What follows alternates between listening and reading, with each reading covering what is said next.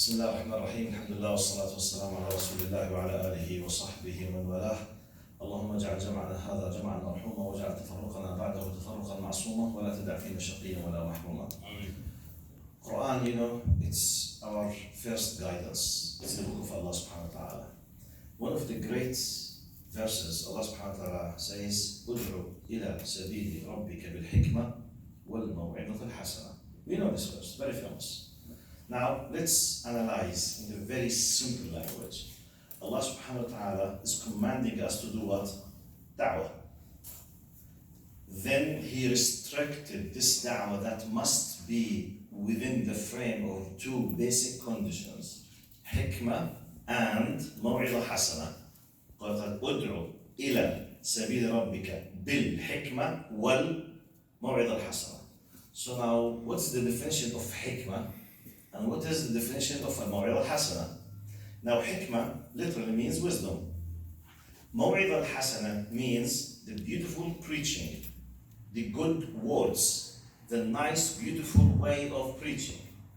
Now, this one doesn't need a lot maw'idah al-hasana to explain the beautiful, nice way. But I'm concerned now to understand the basic first pillar, which is hikmah. One of the beautiful definitions of حكمة قال وضع الشيء المناسب بالطريقة المناسبة في الوقت المناسب للشخص المناسب.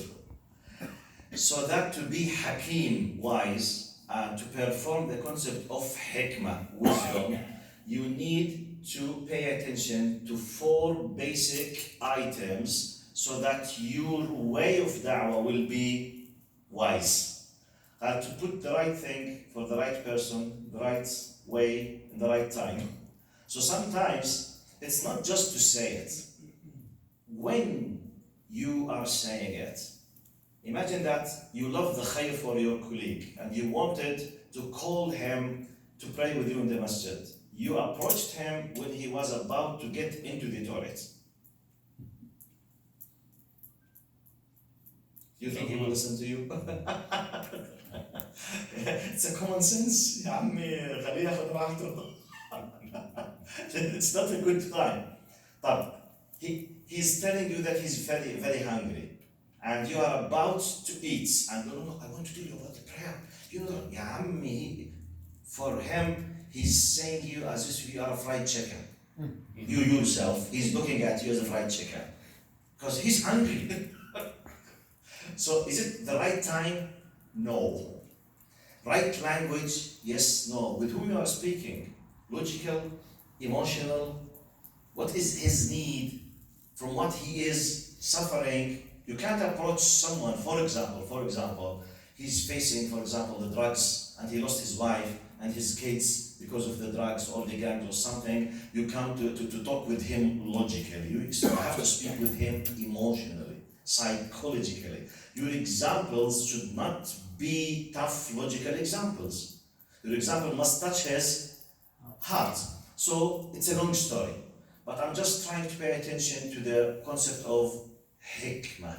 Hikmah, now one of the way, and maw'idah hasana, if you want to do the best da'wah, always keep in your mind the two pillars, wisdom and beautiful preaching.